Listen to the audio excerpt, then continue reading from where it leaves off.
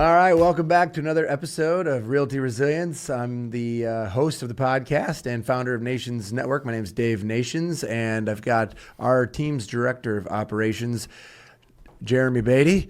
How are we doing today, buddy? I'm doing good. Doing good. Awesome. Glad to have you on the show. Thanks for having me. Wonderful. So give me a little background on, we've been working together now for a little over 4 years, and share with our audience, what were you doing before we got together and how we ended up getting together. So let's see if I really take it back. Coming out of college, this is only like a 30-minute episode, so this can go on and on. It is very long. So maybe like 40 minutes if we need to extend it for you, but let's not go too far back. Yeah. So back in Ohio, graduated college and was actually had a degree in physical education and still have the degree in physical education. They didn't take it away from you? Yeah, they didn't. It's still with me. You're too lazy. We're taking it back. No, I spent a good 5.5 years trying to get that degree in PE, so we got to try to keep that. It seems like a movie. So this is serious, true story. So I get out. I coached football for a long time, so I was a football coach for many years. And after making my way up and choosing to coach up through high school and then move on and work with guys that were coming in and out pro football at a higher level, and then traveling around the United States and coaching these guys, I decided that I'd gotten married and had a daughter, and at the time, just the traveling and everything going on with it, I thought it was a good move to go ahead and move out of coaching at that time. And fortunately, a developer in Springfield, Missouri, who I was connected with through football, asked me to come directly to work for him. He was developing about 1,000 acres down on Table Rock Lake and was going to be his last big, huge development plan, and asked me to come on with him. And I worked with him for years. I think what he said to me, and I probably said this in the past, is, if you come work for me, you're going to learn more than any college is ever going to teach you. And so I went to work for him, and nobody really talked to Jim. Yeah, especially PE. I'm getting an element education at this point. So in a much shorter time. So as we move forward, we had a lot of plans. A lot of development had developed or had the plans for the second largest indoor water park in the country, and I had developed plans for a golf course. There was all kinds of put roads, utilities in, and unfortunately 2008 hit, and all the loans were wrapped up and then shopped out all over the place, which was taking years to get through.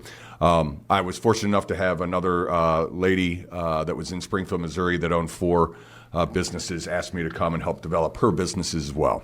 So that's where I started to get into the operations piece, and also working with owners as to how they could expand their businesses, and then the accountability of everybody working within the business, basically. At which point I worked for her for a couple years and had the opportunity. I got a call from a couple guys, restaurateur guys here in St. Louis, who had heard my reputation for working with business owners and growing them. I got a call to ask if I would go into the restaurant industry or consider it. I'd never really done that, but with the opportunity and the fact that they had really good relationships, what really drew me to it, the relationships with the St. Louis Rams at the time, and also with the St. Louis Blues professional hockey team at that point. So I came in, we had about 40 employees at the time, and over the next 6 years, we grew that to about 150 employees. We had opened 4 restaurants really at the time, bars and restaurants, and had sold one off. Anyway, and so I basically took myself all the way up, starting with one restaurant, opening them, and then creating the systems to basically build the corporate entity of what was Gambling Restaurant Group at the time. And so after all the employees, also I had chefs and management of about 20, and then a corporate office of about 6 or 7 of us we had developed into. So at that point in time, luckily for me, I'd made a decision. My son was born. I was gone all the time again, and decided that it was just time to take some time off. And fortunately, my wife's in a position to allow us to do things like that as well with her career. And so luckily it was right before COVID, so that worked out pretty well, being that those restaurants are no longer around. I guess it depends on who you ask. So, for me, it worked out. But during that time, I consulted with some different people that I knew in St. Louis. I had a really good time doing it on my terms, and one day just basically was saying, hey, I really feel like I should get back into routine. I need some structure. I'm sitting around trying to figure out what I'm going to do all the time, and probably could be making more with the time that I'm spending. So I decided that look up a job, and just on one of the main job sites, I was looking it up, and Nations Network had an office about a couple miles from my house, and fortunately was looking for a director of operations, and then was contacted by Catherine Isles to come talk with her, and then I met you, and we kind of took our brains and we all pulled them together with Jim Waymeyer as well, and hopefully produce something pretty special that we feel is pretty special here in St. Louis. So, long story. Yeah, no, I think it's a great story. Listening to it, though, you really realize how, your background is pretty interesting, because you went from, football to real estate developer to restaurateur and now into running a real estate team, right? And I like that none of it is necessarily all the same, and you're willing to just go in and bet on yourself and take the risk, so to speak, on, because they're different things, right? You don't necessarily know anything about this real estate development project you were getting into in Branson. Nope. Certainly didn't sound like you knew what you were getting into on the restaurant side of things and where it was going to take you. And I would say the same about this, especially given that we hired you via Zoom during COVID and nobody met each other for a while, right? I wasn't even in the country at the time. When I got hired, you were not even in the country, no. But, it leads perfectly into our topic today, which is really about mindset, right? And how do you have the right mindset to get into business and stay in business and continue to grow and all of those things. And there's nobody better to talk about it, I think, than you.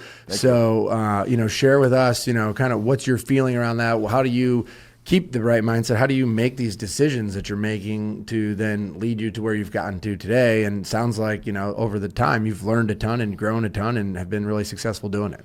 Yeah, I think it's funny because people are like, what do you look for when you're deciding to look at a new opportunity? How do you make that decision? And a lot of times it's the fact that somebody has not necessarily a problem, but a lot of areas they want solved. They want someone to help them find answers to some of the things that they've been working on that they possibly haven't been able to accomplish.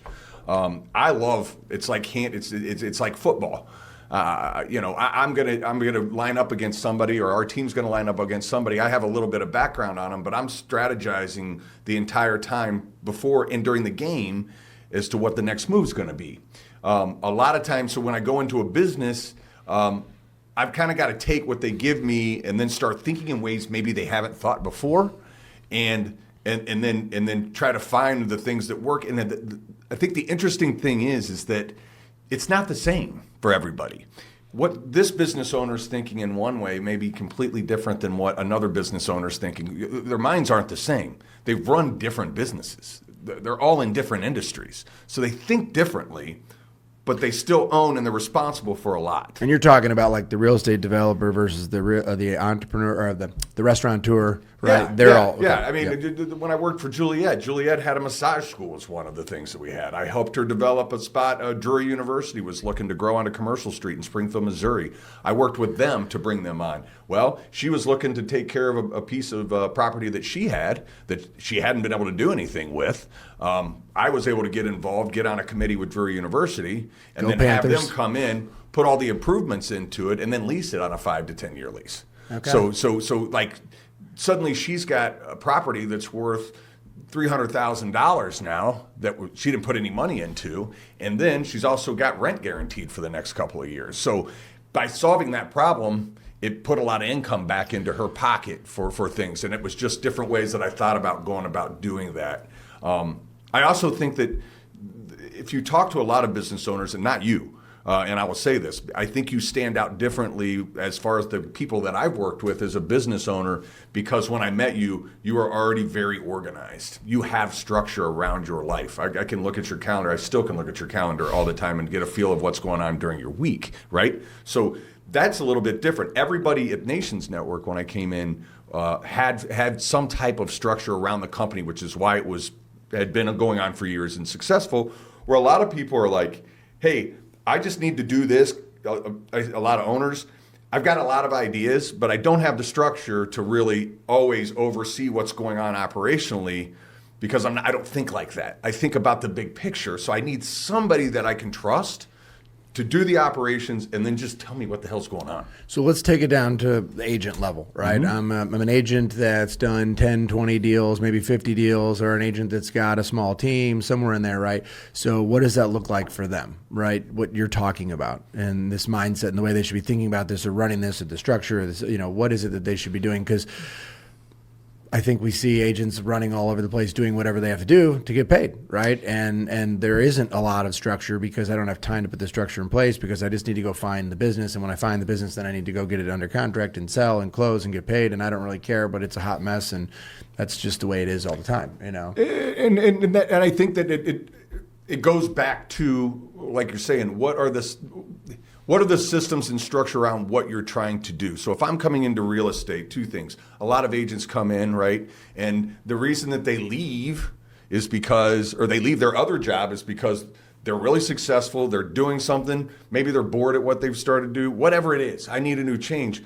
But the change ends up being, hey, I can go out on my own, and now I don't have all these other parameters, hours, things that I have to report to somebody for, right? Freedom, right? And no longer it's inevitable when we speak at something or I'm on a panel speaking about something. If I say how many people here decided to become a real estate agent because of the freedom to do it, and 90% of the people in the room raise their hand. Yeah. But then when you look, they're still sitting at maybe 10 to 20 deals a year, right? Or 20 to 30 deals a year and can't get over that hump.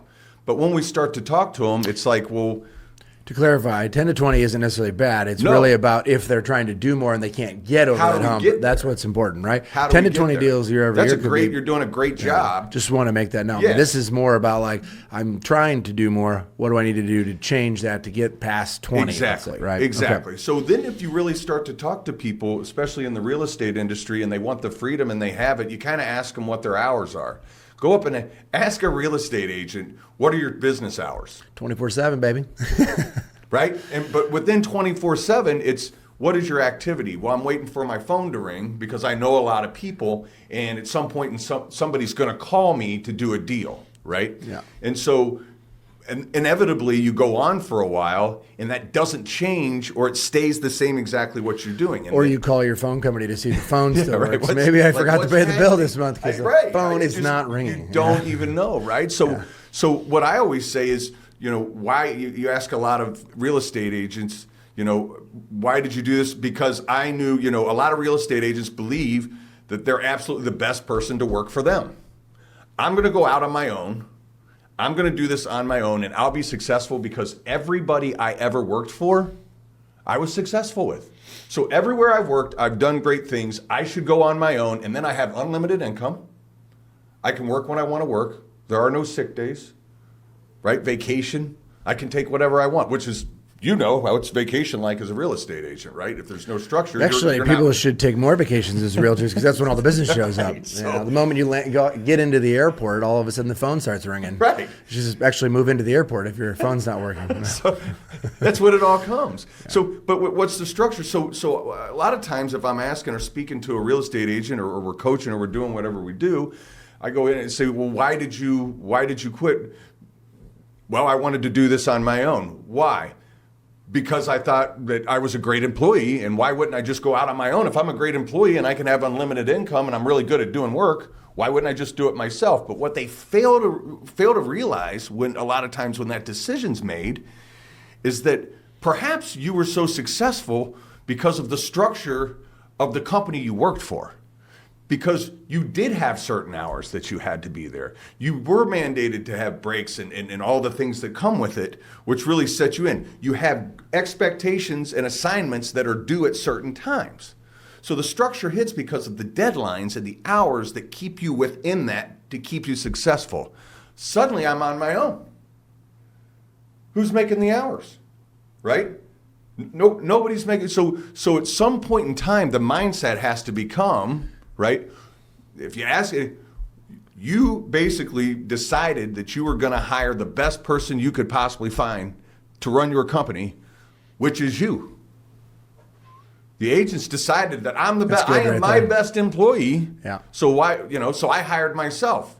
And then my question a lot of times to an agent or somebody that's growing is, okay, well, if you had an admin right now, or some of them do have an admin, and your admin decided to take off for 4 hours and leave, and you didn't know where they went, no matter what, aren't you going to call them and ask them what they're doing? Probably, or the next day you're going to want answers. Maybe you don't today, or maybe you have, or maybe you're wondering. Sure. But in the structure. So why is it okay for a real estate agent that wants to be successful, or depending on what they call successful, but want to hit their goals and are seemingly not being able to get to their goals, but yet it's okay to take off 4 hours in the afternoon to go lay by the pool? Because they didn't get any calls in the morning. Yeah. So I might as well just take some time off. But if you were hired somebody and they went and sat at the pool for 4 hours on Wednesday afternoon, you'd probably fire them, maybe. Oh. So that's where we start to find more of the structure and the mindset. It's building the systems within and then sticking to those systems. You know, if the biggest thing everybody, in my opinion, should be doing right now is time lead genning every day. How much are you spending in your CRM? Time blocking so that you're getting the lead gen in. And, you know, especially after listening recently to some of the people that have had a really good year, and, you know, people that are, you know, going to close 50 or 60 deals in a year. And the more you start to listen, the one thing they have in common is that they absolutely time block every single day, about 2 hours a day, that they're going to sit, not be interrupted, and do lead generation. It's about scheduling. It's about following the schedule, right? It's about following the schedule. The thing on schedule. that is that they have the time block, but they're following that schedule, right? Right. As long as they stick to it, because I can put all that on there, but if I choose to then just sit by the pool, but I should be actually lead generating at that point, you know. And it's self-discipline, following right? that schedule. It's following the schedule. It's losing the mindset of doing real estate as a habit and picking up the mindset of doing real estate as a business owner. Like that. Everybody is a business owner. So on the business owner front, I've heard you talk about this before. Talk about like as a business owner and shutting down your store, you know, and that's an analogy, right? Absolutely. So it's like we were talking about, instead of just running to the pool or doing whatever. Every day, as somebody shuts off, like, what is your next day like? What's your plan for tomorrow as you finish today? It's hard if you just take off and go do whatever, and then you leave the door open and whatever that is in your office, and you're gone. I see a lot of people in ours, it's like the door's open, no big deal, but they're gone for the day.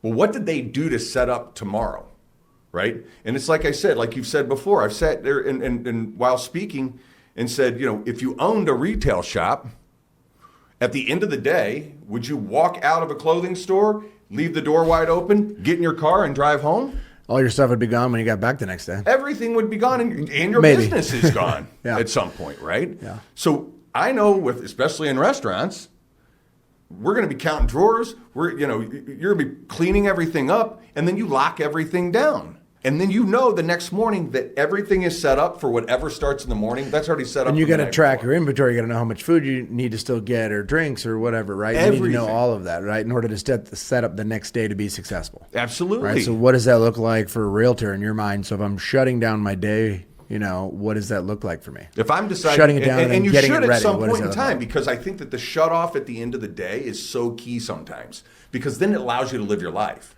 Well, you know, you talk about shutting it down. I guess my thought is, as a realtor, a lot of people will say, yeah, but my value is I answer the phone 24/7. You know, you call me at 10 o'clock at night, I'm going to answer the phone. You Yes. call me at 1 in the morning, I'm going to answer the phone. I know I don't agree with that. I think in the very beginning, there is something to that, yeah, you're kind of working no matter what. You got to get the business off the ground. You got to get it going. Yeah. But again, I'm listening to what you're saying, and I got to shut the door, you know, and turn the lights off and stop working. But then I've got a call at 8 o'clock that night, and my door is closed at 6. Am I just now supposed to take that call? Well, you know, depending on how you set that up, it doesn't mean you don't ever do it. It just means at the times that you don't have business set up, what are you setting up for the next day? What are you doing, right? So I know that, yeah, I might have some things that I have to do. I might have to or need to take a call. Especially you need to take a call if you're gonna draw business, if you're gonna get business, you have to answer the phone. We get that.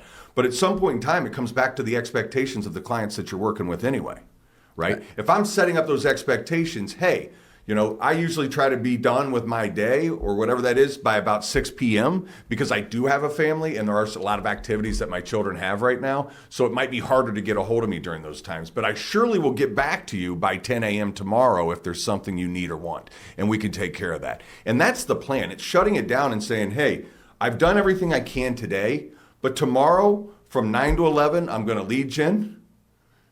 From 11 to 12, I'm going to call such and such and such and follow up. From 12 to 1, I'm going to check in with all my clients that are in process right now. Like, it should all be down. It should be on right in your calendar. And the biggest thing we talk about a lot of times is putting it on your calendar and sticking to the calendar. Yeah. So if you're sticking to the calendar and ending what you're doing, making your list of what happens next, a lot of times that list is sitting on my desk when I walk in the next day. I've got a list of to-do for the next day. So that's how then the doors, so to speak, open, right? Yeah. I come in and boom, start my day, what's on my calendar, calendar, and here we go. But that you have to have the mindset of, I own a business. All of my profit and loss depends on my activities and how structured I am around those activities. And then you get into activities. What kind of activities are you really doing, right? We can be working. There's a lot of things we like to do. I'm going to be a real estate agent, so I want to put a lot into marketing, right? So my mindset straight goes to, what's my social media going to be like? What's my company logo going to be like? What are colors like? What can I make it look the best so I look the best when I'm selling real estate out there? But they're not saying, what's the best CRM that I could purchase that would help me get leads lined up and put activities through what I need to be doing? Create structure. Creating those structure. It's in and out of in and on the business, basically, is what we can explain all that, but a lot of people have heard all that. But the point is, at some point, you've got to be in the business instead of just having ideas around the business. The business owner understands that the activities inside that business are what draw profit. Yeah. Yeah, I mean, you can look at somebody's P&L and know what kind of activities they've been doing. Absolutely. Right. We could also, a lot of times in real estate, there's a lot of training, and that's wonderful, especially with what we do and with Keller Williams and being involved there's a lot. It's wonderful training. But how much of the training is actually geared towards the niche or the piece that you're trying to do within real estate? Yeah. If I'm going to be in residential real estate and I'm going to do a lot in certain areas of the city, then is it really necessary for me to go to a training on out-of-state investors? Yeah. It's knowing what your niche, going back and knowing, understanding what that is. Yeah. But going to something just to mark it off to say I did business today and I did work because I sat in some trainings isn't an activity that's going to make me any money right now. I think at all of this, what I'm hearing you say, Jeremy, is it's tied to really laying it out. What's the goal? What was my purpose? And then following that calendar. I may need to go to some trainings, right, in order to enhance what I'm trying to do. I may need to, have my day scheduled and follow the schedule. And I shouldn't say I may. You should definitely do those kind of things. But what's on the schedule? And then are they going to then help me achieve what it is I need to achieve for that day, right? Like if I have a store and I'm running a storefront and I'm selling clothing in it, I'm not going to go do a training on how to cut hair. Right? Like that doesn't make any sense, right? I'm going to do a training on what maybe the newest fashion trends are. And then that's what I want to then go and find. How do I get that and then sell that? Absolutely. Maybe, right? So making sure that the training that's on my schedule matches with what my goals are and what I want to do, right? So then it's all in alignment. So then when I wake up in the morning and I finish the day at the end of the day, I've accomplished some things, right? Absolutely. And I feel good about it. And it's not just checking a box and it's not just filling the day. It's actually being purposeful about the day, right? We have to be purposeful about the activities. Yeah. So. Excellent. So, is there anything else around the way people think and your mindset that you want to share with everyone that you feel like could be helpful as an agent, right now in this market, well, it's always changing, I feel like, but even more so now, we've got a lot of changes that have happened over the last few months with NAR, right? The market, I believe, is currently shifting and just sort of changing from what it's been for the last few years.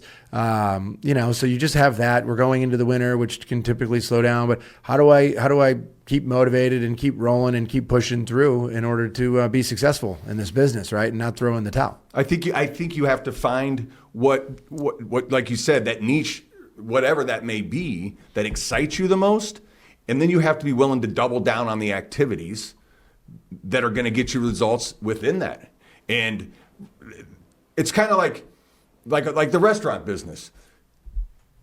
I'm not necessarily going to open a sushi restaurant and then sell the highest grade steaks out of that restaurant and call it a steakhouse as well, right? I'm going to go all in on sushi, and this is what we're going to be really good at. And this is what we're going to be known for, okay? If you're going to go into real estate, find that piece. What's your menu? What are you really good at? And what are you able to help people with? And what can you draw to yourself? And what can you double down on that? We don't need 3 menus. Yeah. Right? I love that because I think that's super important. You get into this, and there's so many different ways to make to do business and to get deals done and all of that. And we tend to go in the beginning and just kind of do a little of everything, and you're spread so thin that really nothing is happening. And when you go in and focus on something, ideally something you really like doing, whether it's working your database, your SOI, maybe it's open houses, maybe it is prospecting and you're doing more expired or for sale by owner type calls, whatever it is that fits your personality. I think when you find that, you become a lot more successful. And when you can just keep pouring into that, I know that's worked really well for our team over the years. Yes. As we've stayed that 80, 85%, 88% referral-based, SOI-based business and continue to grow. And that's been our one thing. Every time I know we'll talk about, man, we need to get more leads. Oh, let's do this. Oh, let's do that. And we'll do them. We'll try them. And we always go back to, you know what, if we just would have spent the money on the database and pouring into it, how much more could we have already gotten, right? So it's staying focused on what's working for you, staying focused on what you're passionate about, I think, at the end of the day, and not getting distracted. And maybe you don't see those results right away, but it's staying the course, right? Absolutely. And I think that just that piece of the fact that when you decided to become a real estate agent is the fact that you decided to open your own business. And I think that's a huge piece of it. When you start thinking about, is this going to last or not, or what can I do to make it more? It's that piece of it. And so knowing that it's a business that you're running all the time, and as you start to bring more people into your business, right, what are you teaching them about the same thing that you're doing that's made you successful as well? And do you hold them accountable? Right? A lot of this goes back to coaching. Even as a business person, if you were really successful in whatever you were working in a company that made you think you were so successful that you could be really good at this, weren't you probably reporting to somebody? Yeah. Right? What's funny, though, is because I think about what you're saying, and I think most of us get out of that because I don't want the corporate environment. Yeah, right. I don't want to report to somebody. I don't want to have all the tracking. I don't want to do all that. And I also relate back to the early days when Catherine and I were starting together, and we didn't want to do meetings, or I should say, want to do meetings, and didn't want to have to track all these things. It's a lot different now. And then we would have an annual planning meeting around what we were going to do, and then a year later we would look at it and go, well, we didn't do any of these things, you know? And it was because we never looked at it. And then we would do it like every 6 months, and then every quarter, and then now it's all the time, right? All the time. But I was just like that. I didn't want all that stuff. I just wanted to be able to do deals, hang out, have a good time, make some money. Yeah. You know, and then as we were growing, though, we weren't able to achieve the goals that we wanted. We weren't able to implement certain procedures, systems, structure if we didn't have that in place, because it was like, well, it's not trackable. It's not even scalable doing it this way, you know? So we slowly had to add these things in, and here you are, right? Well, that's why we're all sitting here, because you found that realization. And we're able to build a company based upon what you and Catherine did during all that time, which was figure it out. Yeah. But now we're able to get on a podcast and tell people you don't have to figure it out as much. We can listen to these guys on this podcast because they've already been through a lot of this, and we can learn a lot more about what's going on, and maybe with ways we haven't heard of before. Absolutely. Well, on that note, this has been another wonderful episode. I appreciate all of your insights, and thanks for all of you guys out there who are listening, watching, following us along. Jeremy, this has been great. Appreciate you, man. You got it. Thanks for having me. It's Thank been you. great.